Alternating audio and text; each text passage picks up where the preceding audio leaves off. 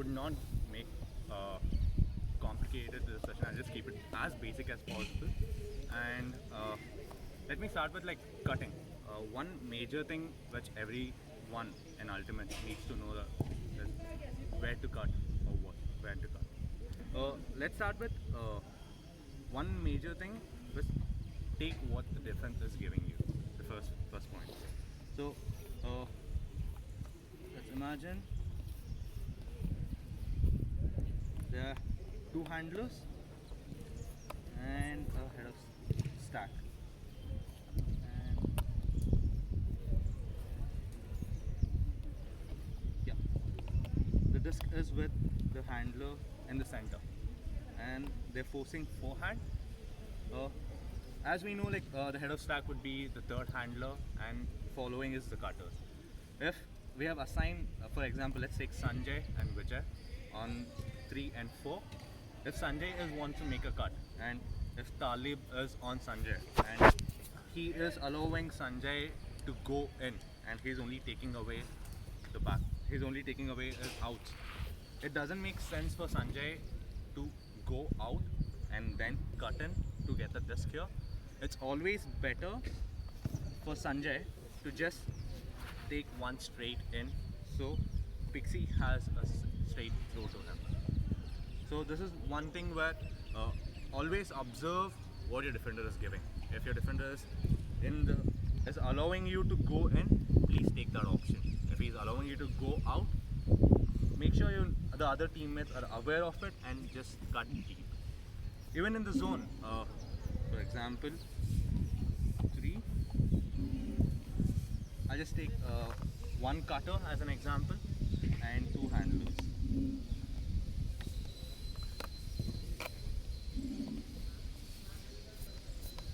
I'll just call a volunteer, Sanju.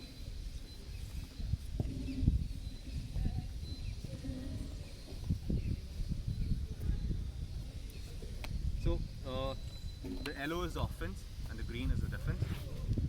And at this scenario, what would you think the offense should take the cut?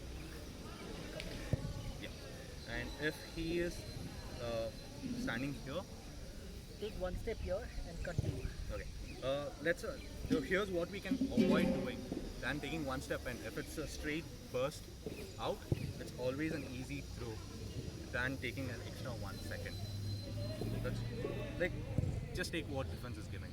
That's not just keep it as simple as that. This is point 1, which I wanted to make sure everyone. Does anyone have any doubt regarding this? Okay. Okay, Thank wait you. one second. Now later. No, he's asking now. So, if suppose you said it's better to take 1 sec, I mean, instead of taking 1 second, like cut in deep, isn't it like the person knows you're going to do that, so they'll be ready for you? So it's always can easy fake- for you if you're standing in this way. You have 1 step advantage to your than your defense. He needs to take 1 step and then run for you to. He has to cover. It's just he needs to run 1 extra step with it. If you're bursting immediately, by the time he realizes, you're already there. If we just stay, imagine if your defender is good and if he doesn't fall for the 1 step, it's just a straight run. He'll be facing towards you. So just put your head down and make that deep cut. If your defender is taking only in. So second point, hip fakes. I'll just call 2 volunteers, Sahana and Sindhu. So this is one thing which Sahana does really well when she's cutting. Imagine I'm with the desk and Sahana, okay, the field is going this way and Sahana is on offense and Sindhu is on defense. We need to make sure we use our hips to fake before we do the direction. So, and then it's always put your defense outside the comfort zone or use your hips to make the defense fall and then make the cut. So it's either 1 step in and out or 1 step out and in. use your hips to make change of direction. So that's when you can actually make a different fall out of position, and then you get the easy cut in or out. When you say use your hips, what does that mean exactly? Stay low. For changing the direction, it's hard for you to be straight up and do this. If you're low, go chop chop and change the direction. It's always stay low, use your hips to turn. Change the direction. Any doubts on the hip fakes? Okay. Third and most important thing, which most of us fail to do, even including me, once we finish a cut and we don't have the disc, we don't clear. It's always, if we are cutting 100% for a disc, it should be 110% clearing out of the space.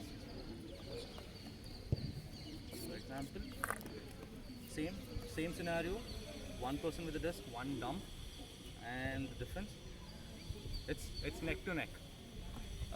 It's neck to neck.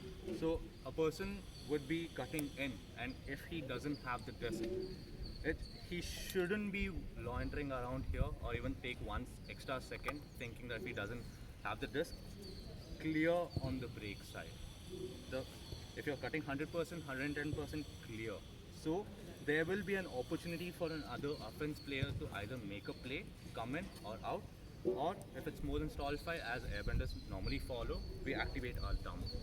The dump would have 5 seconds to either connect with this upline or out. So clearing is the key, or clearing is the most important thing as a cutter. We need to follow that 100%. Yeah, I mean. Swanky, you said clear to the brake, right? But when say I'm clearing to the brake, you mean like cut to the brake for an inside throw from the handler, or is it's a full clear? Then why am I not clearing just into the stack if it's a word stack? If it's a word stack here, for example, just taking three person. So you're the first person in the stack, or even the second person. You're making a cut here, and you don't have the disc. If you're clearing back this way, right? If this person is cutting here, the defender will poach off. Your defender will just take 1 extra second, and even here, your teammate will hesitate to cut in on that direction. If you're already here, if you just make a slash brake side cut to clear, it will be easy for the other teammate to cut in, or the dump handler to go out. It's always better to clear on the brake side. Yes, if you have a throw, if the thrower has the throw of a brake side, he would definitely hit the IO, or else he would always have other 3 options available. I should have a question. Sanju. Between shoulder fakes and hip fakes, can you just give us scenarios where which can be used in effective of like in terms of offense? Yeah. Sanju, comment.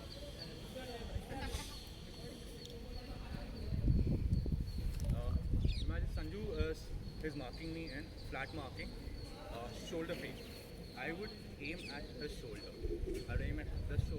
So I would be taking him out. So by the time he'll be here. By the time he turns, I would have been had 1 extra step movement. So aim at the shoulder. That would be a shoulder cut. Hip cut, hip fake, or cutting hip. Jump stop. Aim at the leg or aim at the hip. Go near him and push out. So by the time he would just take 1 extra second up, a small step, he's out. You have the extra step, 1 second lead. Does that answer your question? I think that's about it is what I planned for today. Like I wanted to keep it very, very basic to just cover these 3 months. Yeah. So let us assume that you have 2 people in the stack making the cut. Okay. So quite often we have that situation. So how do we avoid that, and who has to avoid that? How do we go about it? Yes. Same scenario. Imagine the 3 and the 4 are trying to make the end cut, it's always the responsibility of the fourth person, the person behind, to make sure, observe that the person in front of you is cutting and stop. He should stop and he should clear. Because the person in front, right, he wouldn't know what's happening behind. It's always better the fourth person to stop cutting and clear out, or or make a follow-up cut after he gets the test. That's it. But in that situation, don't you think if the second person just takes a look at the person behind him and his man is always standing out. So isn't it easier for the Scenario is his man is always standing out like the defender. so the one below? Yeah. Okay. So his man was standing out. Okay. Out as in? He was taking away the out. Oh, deep. Okay. Yeah. So isn't it easier for that person to go in? So it is definitely easier to this person to go in, but this person doesn't realize that the person behind is cutting. So he would take a snapshot while cutting, but imagine after he takes a snapshot, this person starts cutting. So it's always easier for this person to stop than the second person. Irrespective, he has an open free cut. It's always his responsibility to stop if he sees a person in front of him. And, Right. yeah. No. So I think Vijay asked is not that if two people are cutting already at the same time, how do you stop? So, yeah, I've got a question. So you've spoken about cutting now predominantly when you are playing in a word stack. How does cutting change when say we are playing offense in a zone? I mean, you as a cutter, what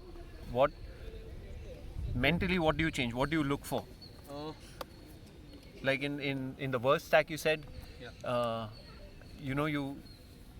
you take what's given to you. Either you go deep or you go in. How does that thinking change, or does it remain the same when you're playing in a It zone? definitely remains the same. Especially in the zone, you don't cut much. We don't have to cut much.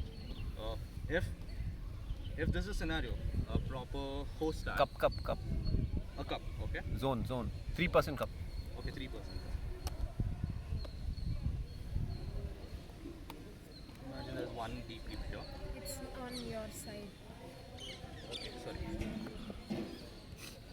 So I'll just explain 2-2-1-2 which we follow, or you want to do a proper on the offense. Proper. Okay. 3 handlers, 2 short deeps, 2 So poppers. here, 2 wings. in this scenario, if I'm the person and the as poppers, here if one person is going in and he is overloading the mid, the other person will be stagnant. It depends on when he like the popper needs to only cut when there's a swing. So imagine the disc is in the sideline. He makes a swing to the handler, like the person in the center. That's when the popper times his cut here. So as soon as when the disc is mid in the air, this person as an offense, as a handler, he just needs to catch the disc, and this person should be ready at that time for a popper. So his the timing of this cut would be when the disc is released in the air, in the mid air, and is about to catch. That's when he starts his cut. So the handler would just catch the disc, and he would have an option here. It's a very quick passes. And I think the same happens after he catches the disc. The wing should always usually we shouldn't be passing it on the same third of the field, but the wing should always can time his cuts based on the side wing defender where he is. Either he can take an out cut or an in cut, or the popper can dump it back to the hand. And also one trick I think Jerry taught me when I was like when I started playing Ultimate, which actually I completely follow till date. The perfect time to cut is when the disc is in the mid-air. So imagine if the disc is here on the sideline and it's a swing. The time when the disc is in the air, right? Start your cut then. Take 1 or 2 steps. Start engaging your person. As soon as the person catches the disc as a handler, the next moment you should be free. time between from one thrower to another person, right? That's the time you need to understand where you need to position yourself, or understand where the handler, what is his strength, what throw he has, a forehand or a backhand. In mid, you need to decide when to finish it. You should have made your cut. Like, that's one thing we need to, like, if we get that adjustment, or if you get that one time click, right, you can just follow it till your life. Yeah, Vijay. So, as a cutter, in terms of mentality, when do you look at standing still? When do you look at accelerating? Is it a uniform pace throughout? How do you look at balancing your running as a cutter? When do you do that? And so, if I'm walking into the field, how do I have to look at it? So, know your teammates first. First thing, know your teammates' strengths, weakness. That's more important. If you know that there was a set play which is being called in, and always make sure you be active in the stack. Just keep moving around. Just keep yourself body warm. Just make sure you're in. And only when it's your time to cut, or when you see an opportunity, that's when you make your hip fake or shoulder fake, and then you make the cut. Till then, you're stagnant. It's more like a poker face. You don't know. The defender shouldn't be knowing what you would be doing. Consume it, like, contain, rest it out, but the other person shouldn't know that you're resting. Have a poker face, and when it's your time, give it your 100% and play 110%. Other than that, conserve your energy. All it matters is one cut. It's like you shouldn't be cutting like 10 cuts in one point. It should be that one cut and you finish the game.